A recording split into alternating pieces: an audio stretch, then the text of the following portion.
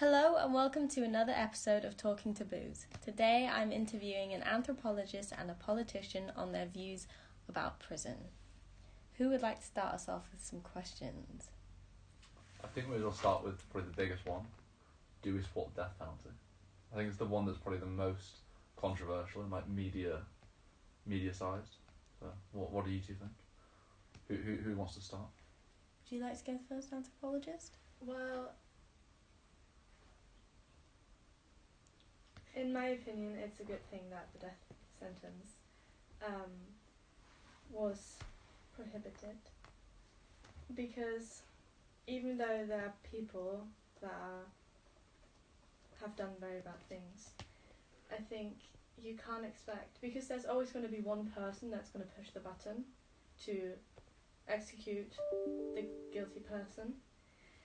So I think you can't expect that from someone. Because then again, you make someone else a murderer. Yeah, I've actually never thought about that. It's like with train drivers. Train drivers are paid so much because of suicide rates. Yeah. Which I find really interesting. Yeah. So what about you, politician? I'm sort of mixed on it. I support it if you can evidently prove that someone has committed a crime that warrants it. However, the thing is, let's say I'm looking on CNN's website right now about it. In 2018, 18 people were executed. 11 of them were innocent. Of the 18, 7 of them were proven guilty. So they were all sentenced guilty because they were all sentenced for it. But only 7 of those 18 people actually committed the crime. The other 11 were either had committed it but not to the extent, or weren't actually eligible for it. So I support it if you can outright prove it, but not if you can't, because then obviously you're killing not an innocent man, because they all had some level of guilt, but none of them actually did what they were sentenced for. That's interesting. Have you seen that? I can't remember when it was or the exact names, but it was a case about a woman was raped, and then they were doing that thing where the victim sees the suspect. A line out? Yeah. Yeah. And then the police said to the woman, "Oh, we think it's this person." Yeah. So obviously she was biased.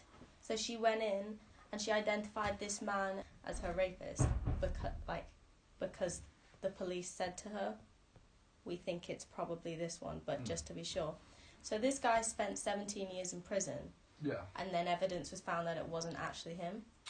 So do you think that's worse? Do you think, I think being in prison for 17 years is worse than being just killed. Because, that guy's come out, he'll come out and he'll still be labelled as a rapist. He'll still be labelled as an ex-convict. You know what I mean? Yeah. Yeah. He'll still suffer the consequences for the rest of his life, whereas someone who gets the death penalty, that's it. But then again, I think it depends. I know that I once saw this documentary about prisons in Finland or somewhere, and they basically kind of looked like boarding houses. And of course it was a prison, but they were concentrating on educating the prisoners and trying to integrate them, or to make it easier for them to then integrate into society again. So I think it depends on the prison and on the society you are in. Mm-hmm. And I think if you live in America, for example, or isn't there this prison in Guatemala that's really, really horrible? Probably. They've got pretty bad human rights over there. Yeah, so it's surprising. But then you're probably going to have a harder time integrating into society, because you're also traumatized from that experience in prison. Obviously, I think that no time in prison is necessarily a great time. Yeah. But it can Yeah, and then I find that really interesting. I don't know exactly where I was. I just thought it was Norway where the prisons were, but I think it's quite a lot of Scandinavian countries as well. Yeah. I think it's better to have facilities like that than for it to be a solitary confinement type situation, obviously. Yeah, it looks great. So You know the one you're on about before? Was it called When They See Us? It was about the 4 men in New York, the Ava DuVernay case. I have no idea. This one, it's similar to yours. A woman was raped in New York. It was very late at night. She was running, and there was a group of about 80 people, all black as well. Mm-hmm. So I think that definitely played into it during the time. I think it was during the 80s or 70s. And essentially, of these 80 people, they picked out just 4 random individuals, and they were like, "Well, we have to say someone because it's a white woman that's raped. She's been raped. You know, we need to play that into me that it's like black people about." So basically, they tried to portray these 4. They were all like 16, 17. One of them was a child as well, and one of them, Corey Wise, I remember, he was jailed for about 24 years, and the person that actually did rape the girl was in jail with him for another crime and admitted to it. Because he would never admit he was guilty because that's crazy. I'm not. And then they came out and none of them got jobs for years. Yeah. But they had a settlement. It was the biggest ever. It was like 1.6 billion. People were like, "Oh well, you know, here's the money. It's good. They got their lives back." But then they've missed out on like near 30 years of living, and they're still labelled even now as ex-convicts. Yeah. So like. It's mad. Like I know it's kind of crazy. I believe in reincarnation, and if I look, don't do that, babe. But if I was like, you know, I went to prison for this crime, for a crime like that, and they offered me the death penalty, I'd probably take that over like 30 years in prison. Really? I don't know. Do you think so? Yeah. Wow. I just think everyone, like if someone innocent, what do you say, is pleaded guilty? So what you do is, if you're tried, you can either plead guilty, or you can plead guilty if you're like, I admit I did it. Yeah. You can plead innocent but be found as guilty. Yeah. But then they can try you for Right, anything. okay. Really, So truly. if someone innocent is found guilty, or like supposedly guilty, they think he's guilty, but then he like gets a chance to have another trial after 5 years, and then he can prove that he's innocent, then I do think he deserves that chance, and I think I would want to have that chance. But also, again, it depends on the country and society you live in. Interesting. Yeah, because I think Western society, it'll always be more publicised because everything is, and there's like human rights are so much greater. What do you mean? What will be more publicised? Cases. Any case that involves death penalty, obviously not the UK, but especially in America, because there's like 18 a year, they're all usually very highly mediatised, especially in local areas. They're all mediatised, the families get interviewed, victims get interviewed if they're alive still. Like, it's always more publicised, so it's more public, which is why people have more opinion on it. Why do you think that is? Why do you think it's made more public? I think more public for 2 reasons. One is they want to if they can confirm that it is definitely guilty. Like, if they have irrefutable evidence and even the person admit to it, they'd almost want to have this idea of like Put fear into them. Put fear into them, people that consider committing the same crime. Mm-hmm. So like terrorists, for example, they're like, "Oh no, we're gonna try you so publicly that everyone knows that if they do this, they will receive a similar thing." Mm-hmm. I think the other reason is just for maybe the family's condolences. Because don't forget, some families don't want to see the death penalty happen, even to the perpetrator of the crime, the family of the victim, because they don't like the idea of seeing watching someone get killed. Yeah. It's really brutal if you think about it. Yeah. So the general consensus on that is against death penalty. You're kind of on the fence there, politician, aren't you? I'm on the fence if it is confirmed. It also depends on the crime. Like any crime against a woman, a child, anything that's terror related. Why a woman and child? Well, morally. Yeah, well, like anything. why in particular? No, as in if it's like child abuse, women abuse, like if you rape a guy, anything that's like rape, sexual assault, what's the other one? Murder? See, murder again, I'm almost on the fence on that one more so, because it's like a life for a life, an eye for an eye, but... In some cases it could be self-defense, I guess, so... Have Yeah. you?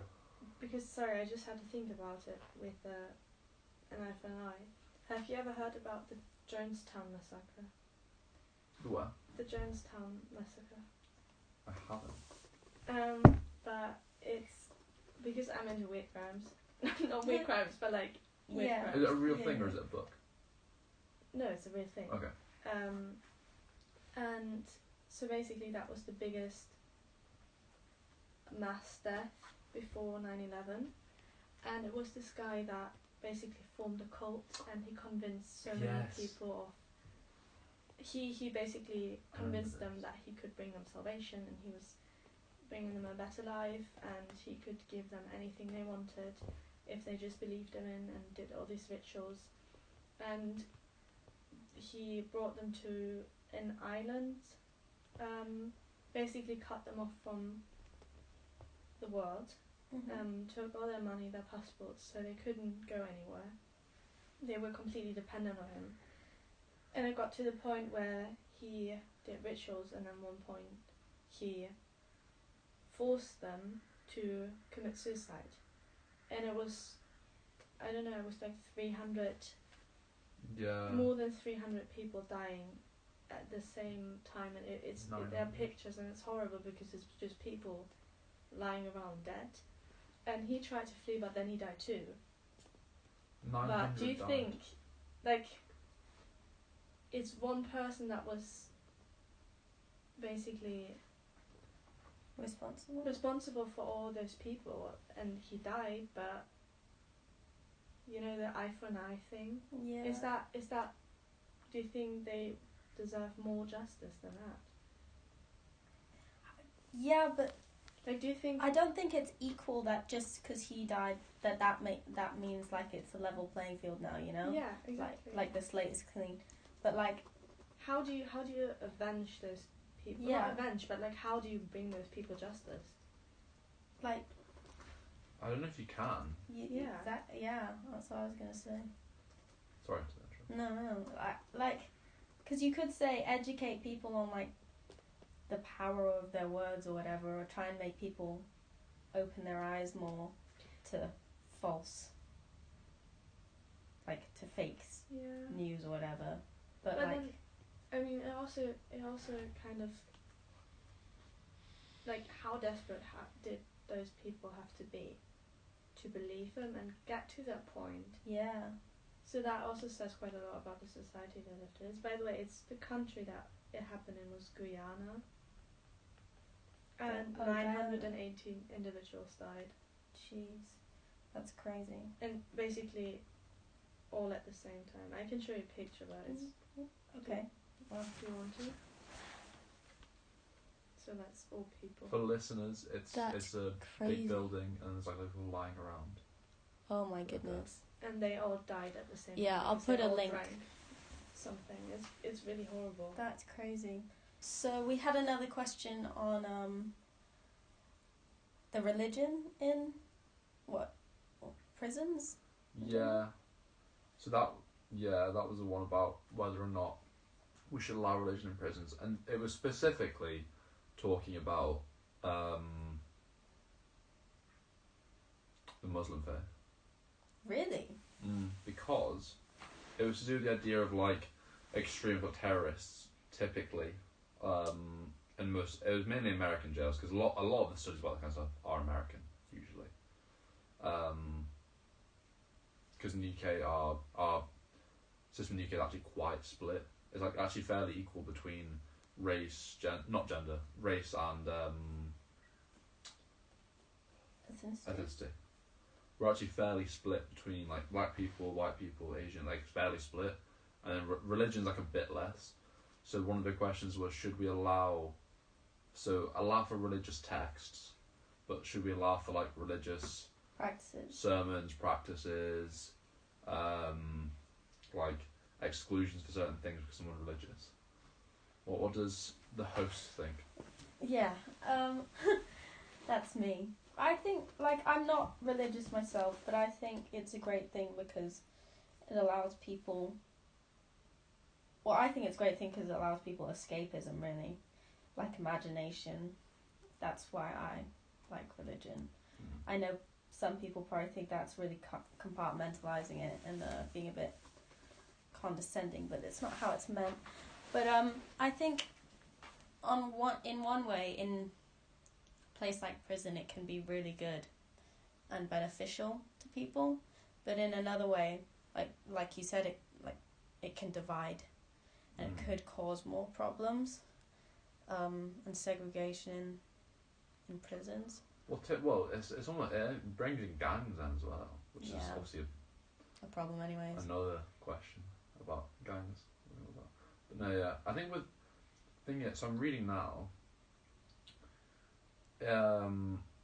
according to J. Michael Waller, the analyst for security in prisons, this is in America again, 80% of prisoners converted to Islam. Interesting. While they were in prison. Did that have a beneficial or negative effect? He seems to believe it was positive. Well, that's good then. He says, during the study it showed that one of the reasons inmates became involved in religion is to improve their self-concept. Many inmates experience guilt, remorse and pain. And the Islamic faith itself is very centered on like your own personal growth, and then like your journey with Allah. It's very like it's like mindfulness, cleansing. So I think that's probably a big reason why. Right. So what were you saying about the gangs? What do you think about gang culture in prison? How what do you think about that? Just not even as a question, but just like as a talking point. All people make friends in prison, which is obviously I think that's good, but like I think generally division in all parts of the world, like a lot of the time it just doesn't make sense to me. Like the concept of countries doesn't really make sense to me. Really? Yeah. So but with gangs, like obviously if they're violent, I don't really agree with it, but what do you think? You see, you come at it from 2 points of view. You come at it from the political point of view, which is it's really good because it means that the groups that you're having issues with congregate. If you know you have an issue with, let's say, Aryan Brotherhood, which is a big thing in America, and actually in the UK as well, it's becoming increasingly big, which is essentially, not like specifically, but in a very roundabout way are neo-Nazi supporters, the Aryan Brotherhood, pretty much. Not exactly. They have varying political views, but that is a dumbed down way of it. If you know you have an issue with them, you can single them out, you can put them into special isolation, you can single out, take them out of gen population, put them in their own wing. However, the issue with doing that is then, if you centralise them together, yes, it means that they're not going to spread their views to other people, or you're reinforcing their values with each other. Then exactly, you're putting a group of like-minded people together. Yeah. Which undoubtedly will just boost their opinion on things. Yeah, and there is no way of surely they'll come out at different times, and they'll come out with even stronger values if they're surrounded by those people. Yeah. I mean, they could all be put through like we were saying before about like religion. Like they could be put through like the same cleansing, if you know what I mean. You know, like a detox, like activities that try and change their point of view. What we think of some ideas for reform of the prisons. Yeah. Would the host like to start with his or her views? Yes, sure. Well, honestly, I don't see the point in having like a prison system that affects people negatively when they leave, obviously. So I don't think it should be seen as like a punishment, more as like another opportunity for rehabilitation. So I think that if you're investing taxpayer money into an institution, then it should at least help them, and there just shouldn't be as much stigma of people who leave. Because, like, I don't know if you've watched The Office. Oh, the UK or the US one? US. No, I tend to avoid that show. Well, the US Office, in one of the episodes, they merge with a different branch, and then, like, the boss, Michael, gets a call, and it's like, you've been given this small bonus because you've got someone in the branch that is an ex-convict. And then, to protect this ex-convict, they don't tell them who it is, and then they go around guessing, and then they find the ex-convict, and then then he gets so pestered and questioned about what it is and treated so differently that he ends up leaving. But obviously, because it's in a comedy, they treat it in a very funny way, when I don't find that very funny. No. But, like, I think it's good on one hand that they were giving them money for hiring someone that was an ex-convict, but then it ended up pushing him away even more. You know what I mean? Yeah, because that's the thing is, you want to try and, if you're, depending on your moral views, you want to try and integrate people. Mm-hmm. Obviously, one of the big things that some people are like, well, you don't want to integrate people that have committed some of the atrocities people have committed back into society or into a workplace. Obviously, that can be true. You don't want to, for example, someone that has sexually abused a child, you don't want them to be involved in, like, a nursery. It doesn't make sense. No. Like, from a moral standpoint, it's safeguarding issues is completely not. However, let's say if someone, when they were 18, did, like, petty theft. They stole gas for a car, they stole beer, whatever they stole. And then when they're 40, they're still getting questioned about applying for, like, some job. I feel like at that point people grow enough. Yeah. But I feel like when you're in prison, especially, I mean, the politicians have been in prison. I think it's very much, you're in there, you're paying your time, and in a lot of countries the prison system is basically just, we're going to reform you, in quotations, but they typically, if anything, just, like, go more into your views because of the talk about with, like, gangs and religion. Yeah. So I feel like it's pretty tough to sort of, like, reform. It obviously would be very good, but it's hard to do, especially in systems which in the UK are overcrowded, underfunded, understaffed. The staff are usually not trained enough. Yeah. It's hard to try and, like, enhance it without having any actual, like, full scale huge reform. You know how, like, there are nursing homes for the elderly? Yeah. This is just like a concept. And then some nursing homes, there are more intense care for, like, for patients who need more intense care. Yeah, makes sense.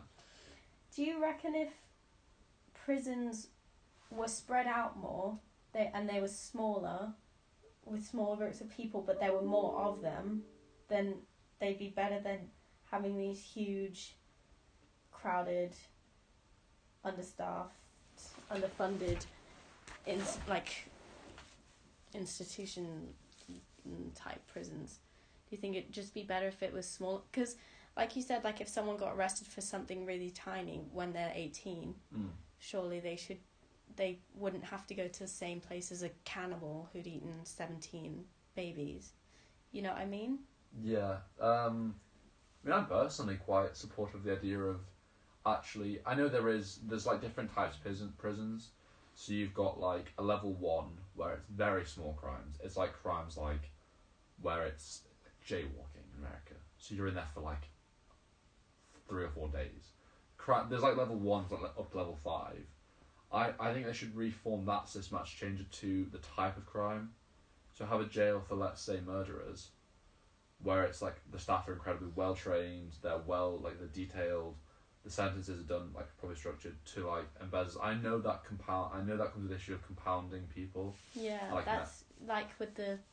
Yeah, I know it does compound it, but I feel like if you had people that did like-minded things together, I feel like it could. And then the reform, let's say, like, someone who embezzles from, so steals from a company, the kind of reform that they need is not the kind of reform that cannibal needs. So I feel like if you had everyone do the same thing in one place, the reform and the messages of trying to help and change people could be more effective. That is that's interesting, because I see what you mean, but if you're surrounded by people with the same, like if I was a cannibal, right? Yeah. And I have a certain degree of shame for what I do, and then I have another cannibal friend that I'm living with. Yeah. You know, I'll find someone that I can that connects with my shame, and we'd share. I feel like that would create a very potentially harmful bond. It could do, because it compounds it. Yeah. But, and equally, especially for people that have got people that have committed certain crimes, like let's say murder. You know, a lot of murderers experience really bad remorse during jail, because most of the time most killers in jail are one-time killers that aren't self-defense, where it's like let's say, I think one of the biggest ones actually. Now this isn't statistics, but this is what I've heard and what I've read in the past, is one of the biggest murder cause in jail is wives killing cheating husbands, and they experience huge. Obviously, they're in women prisons, not in male prisons. They experience huge remorse because it's like messed up, but you know, killing someone, could be viewed as an overreaction depending on who you are. So that's one of the biggest things. So I feel like if you put them together, most of the time they'll probably have maybe shared feelings of guilt, and maybe that shared conscience could possibly change people, but it'd be really hard to do. Yeah, that actually. So this is a completely separate point. What do you think about gender divided prisons? I think it makes sense. I don't think prisons would work. I don't think prisons would be. I mean, I'm gonna say they're not. The debate on whether or not prisons are effective is a whole other issue. But I think it'd be even less effective if there was co-ed prisons. What do you think? No, I understand where you're coming from, but in this day and age, gender is so fluid. Gender is fluid, I agree. So I just... are you on about the idea of having, maybe not shared rooms, so most prisoners share a room with 2 or 3 other people. Are you suggesting shared rooms, or just let's say you have one wing for women, one wing for men, but they're still in the same jail, so they mix during the day, they do their activities together, or are you on about full integration? Which one do you support? I don't know. To be fair, personally, I think as a female, I'd be really, really I'd be more scared of sharing a room with a male than with a female. Yeah. But that wasn't even the question that I was asking. I mean, do you reckon we should have, non-binary prisons? Yeah. People choose whether or not to be. People choose whether or not to identify as man, woman, gender fluid, all those sort of the gender consignments. Sorry if the terminology is wrong. That's okay. I'm trying. Whether or not they how they choose to identify themselves as people, that surely has to be separate. Because realistically, let's say you had one huge prison building, compound, acres and acres of space. You could have a wing for people that identify as non-binary, and maybe let's say, and it does mix with the rest of prison if they don't want to. But let's say for the case of, let's say a man who identifies as a woman share with another man who identifies as a woman, and then let's say women who identify as men share prison cells, because then it allows them to experience their own identification, but from just a pure biological point of view. In case something was overpowered, you're still your same biological gender sharing. What do you think of that? an idea. I think I understand where you're coming from. So let's say if you had 2 rooms. Yeah. So let's say if you had 2 women, so Yeah. two like biological women Yeah. who identified as men, Mhm. and 2 men who identified as women. Mhm. They would share together as opposed to mix. Although, so it solves both issues of one, having a biological man share with a biological woman, even though they identify differently, the biological man will be physically stronger and could overpower the biological woman. So it solves the issue of their own identification for their own like human right of wishing to be who they are, and it solves the issue of like the physical ability of a man over a woman. Okay. Yeah, no, I see where you're coming from. What do you think about that?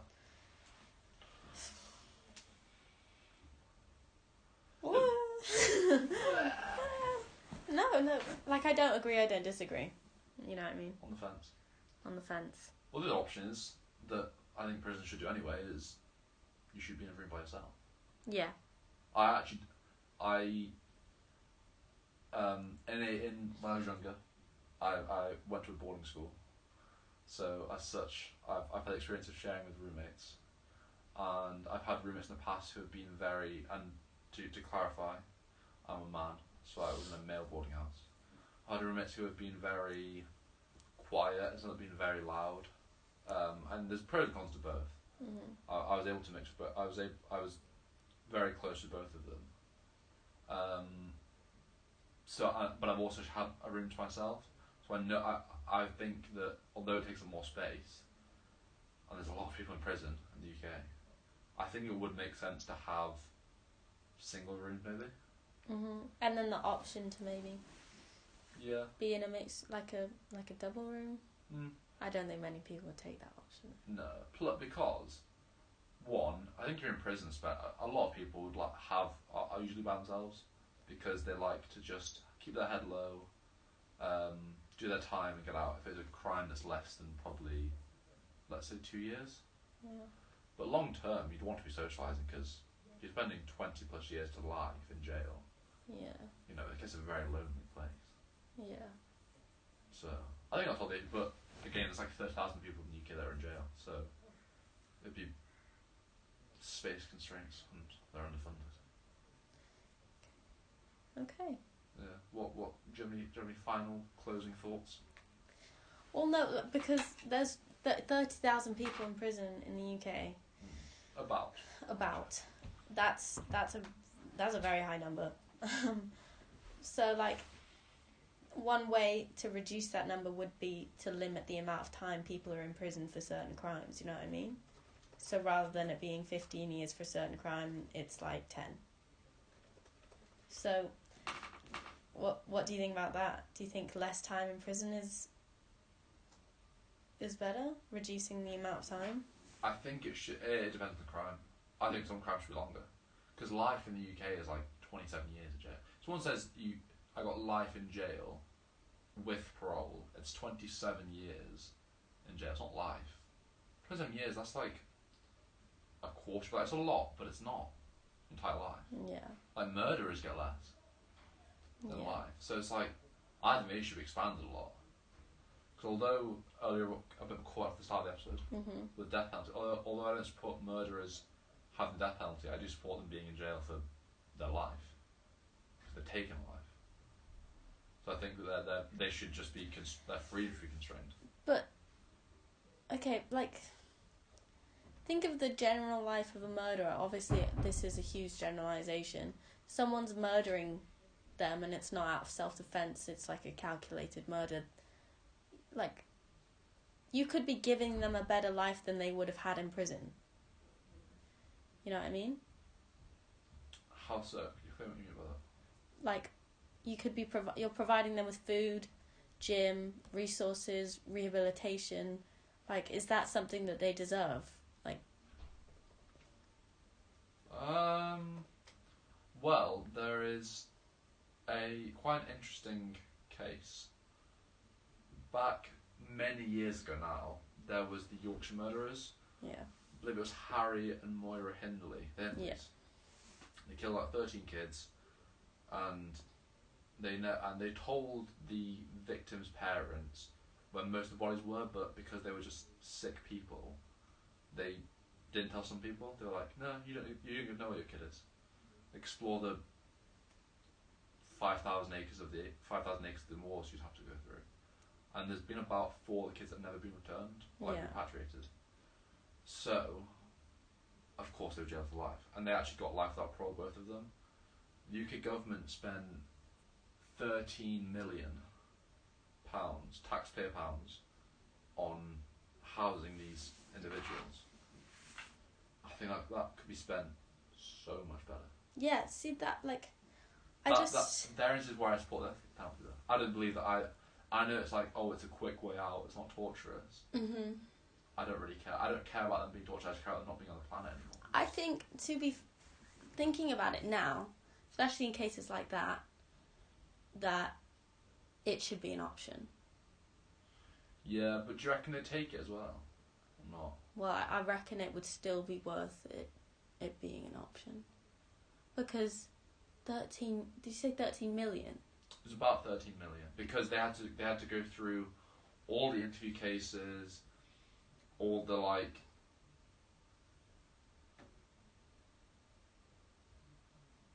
They went through very, like, intense therapy or rehab. Didn't work. They were still very mentally disturbed people by the end of their jail sentence. I believe he killed himself, and I think she is still in jail. If not, they both... I know one of them is dead, and it was definitely suicide. I think it was Harry, and then one of them is at this point probably very old, like 80s or 90s, because it happened quite a while back. Mm-hmm. But just to mention this, there's 68.8 million people in the UK, and 78,000 of them are in jail. Wow. So it's actually more than I thought. So 30,000 is wrong. Sorry. It's okay.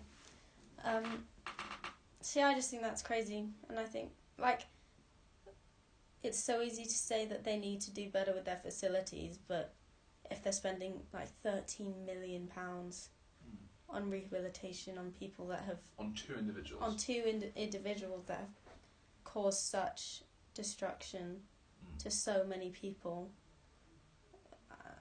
I just feel like they should have been given the option. Like, I'm sure, well, sort of, I think knowing some of your views that you've probably put across today, do you support the penalty for those 2 individuals or not?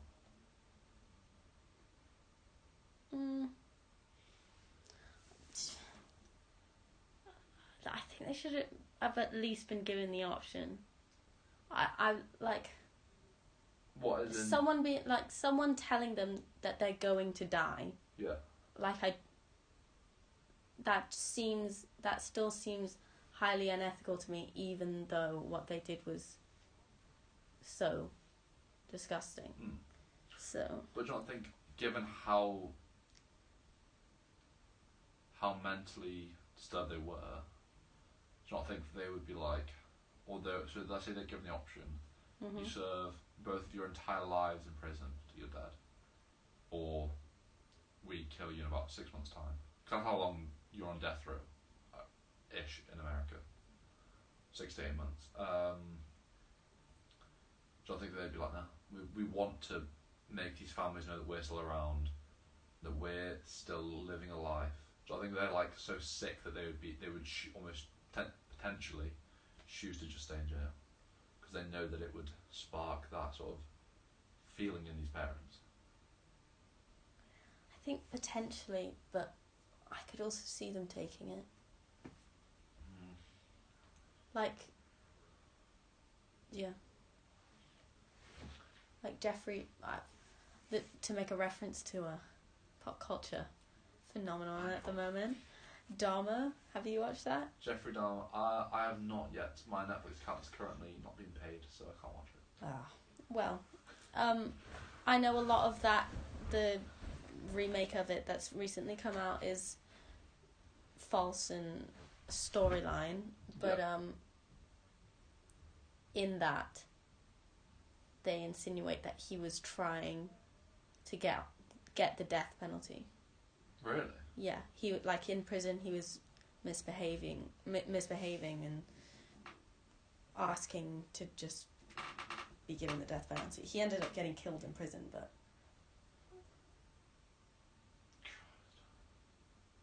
yeah, again, another sick individual. mm-hmm. So what do you think? Do you think that the Yorkshire murderer should have gotten the Hindley case should have been given the death penalty? I believe they should have.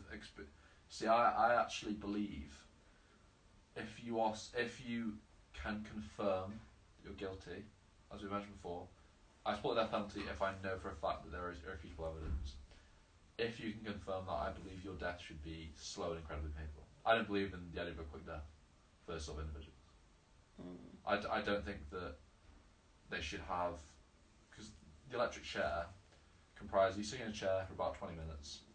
You're strapped down, you have a wet sponge on your head because the electricity flow through, and then they click a button, and you have about a second of very slight pain, you're dead. The injection puts you to sleep, and then while you're asleep it kills you. So you feel nothing with the injection. I think those people should have an incredibly painful death. Oh. I don't think that they deserve the satisfaction of quick and painless. See, I wouldn't go that far to say that. Because in Saudi Arabia, and I'm aware of the fact that those countries have terrible human rights records. So as an example, probably isn't great, but it supports my point in which if you steal in Saudi Arabia, they cut your fingers. Whichever hand you stole with, they cut your fingers, because they're like, we're not going to kill you, and we're not going to put you in prison, we're going to do exactly what you did to someone else. Use your hand to steal, you don't have your hand. If you sexually assaulted someone, there's castration. It's very, like, it's punishments to fit in the crime, which I support. I think that's interesting. I mean, with the theft and the cutting off of the fingers, I wouldn't. I'd like. We can't see them. Because you got to think about why they're doing it. I think that needs to be understood.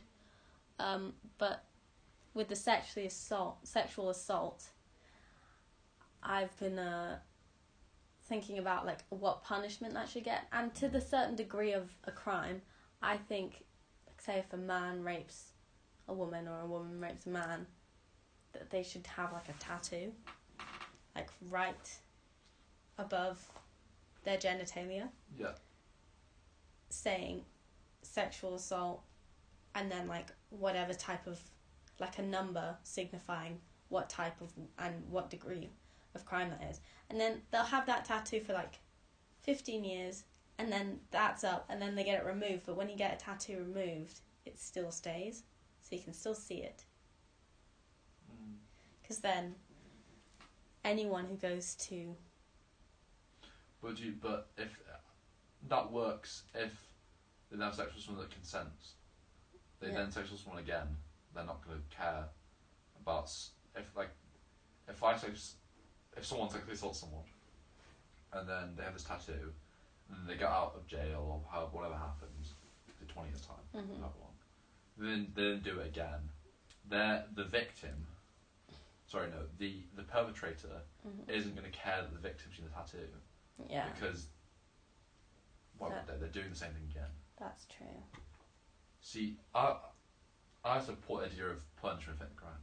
Because the other thing is, especially with the theft and like the hand removal, it's also the fact that then people in public know you've done it.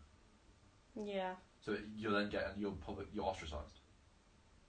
Which that's very much like Black Mirror, social awareness and all that, but it works kind of in theory. What about what was I going to say?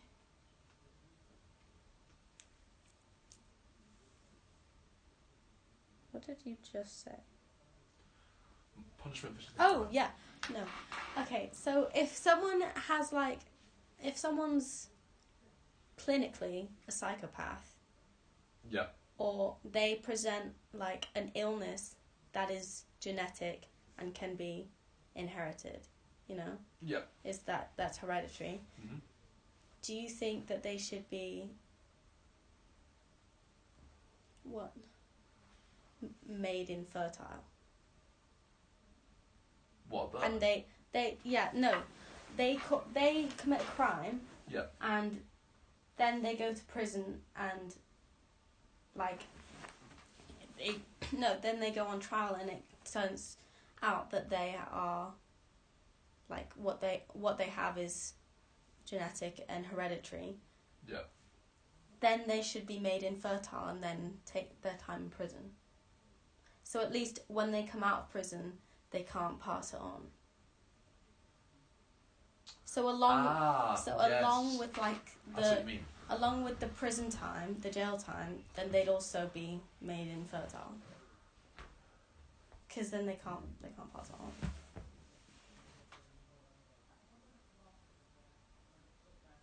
That's a very good question. Mm. Very thought provoking. Because then you get into eugenics almost. Yeah, it's which is a whole other ballgame. Yeah, and it's also is that type of behaviour learned, or is it like nature or nurture? You know what I mean? Well, if it's hereditary, it's if you can confirm that a child could potentially have it, then yeah. If you, I mean, the planet is already grossly overpopulated to a massive extent, and one additional child won't make much of a difference. But I mean, let's say 78,000 people in the UK are in jail. Let's say 20,000 committed sexual crimes, and 10 of those 1,000 could have hereditary illnesses. 10,000 less kids. That's pretty significant. Yeah. I mean, I agree with that. But although you've asked the question, do you agree with that idea or not? I do, but also, if someone, say that happened to someone, they're now infertile, and then they get out of prison, and then they're like, I'd like a child. So they go to adopt a child. Yeah. Yeah, well that helps the adoption. But surely they could just raise them with the same tendencies. Well, so a lot of, we're talking about whether or not certain crimes should then be with you for life and labelling and restrictions.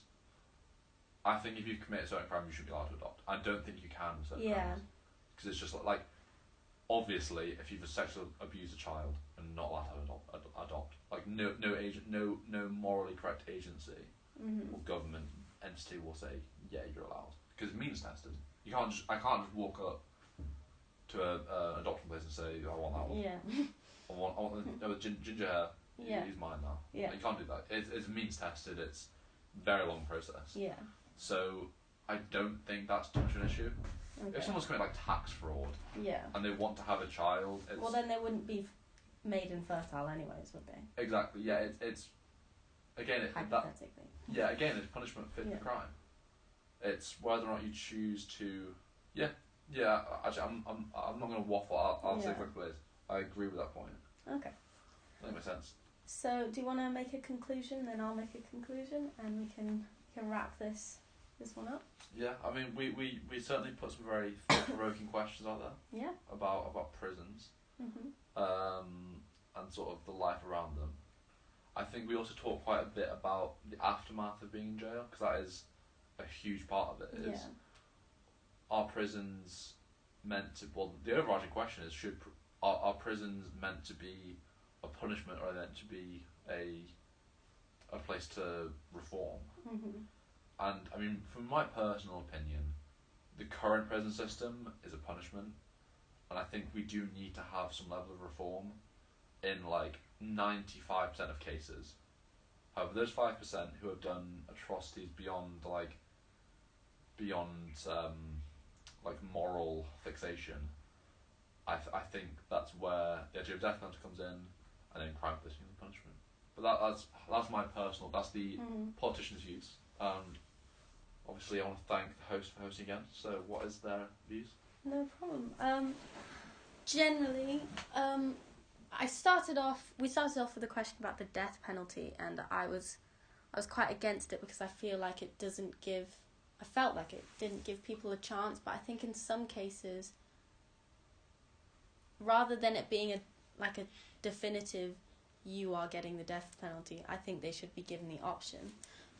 And generally, I feel like the politician and I both agreed that there are lots of issues within the current the prison system, or the justice system. Yeah. The justice system. That's different. Yeah. Yeah. But I feel that too much power is put into the initial, you're going to life in prison, and that initial shock like has too much power, whereas if you look at, because like you said, life in prison isn't your entire life unless it's without parole. Yeah. No, it is. So I feel like instead of the punishment being that initial shock, it should be a certain amount of time in prison for reform, and then after, there is still punishment in your everyday life that leads you to have to change. You know what I mean? I feel like there are other ways that you could do it that would be more effective.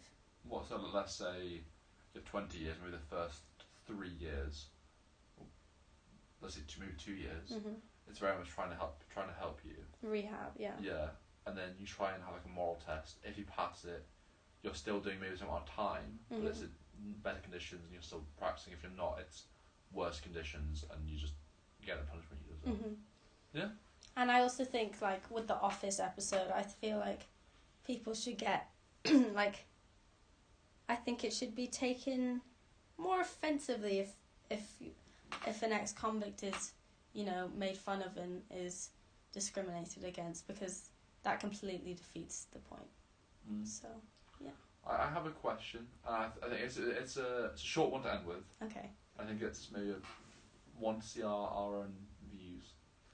If you had the option of committing a crime yourself, but as such, when you commit it, it can never then again be done by anyone else.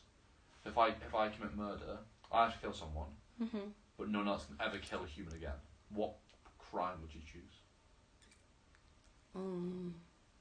That's tough, because I'd have to do it myself. Exactly. Because I have one in mind. I'll let you speak first, of course. But I have one in mind. I'd like to hear your views. Sounds gruesome, but probably rape.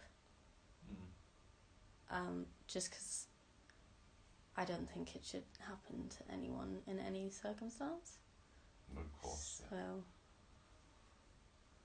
yes, rape. What would yours be? Mine is perjury. So when you're on trial for a crime, if the thing of you've taken an oath not to lie on stand. Yes. Committing perjury is the act of lying in court.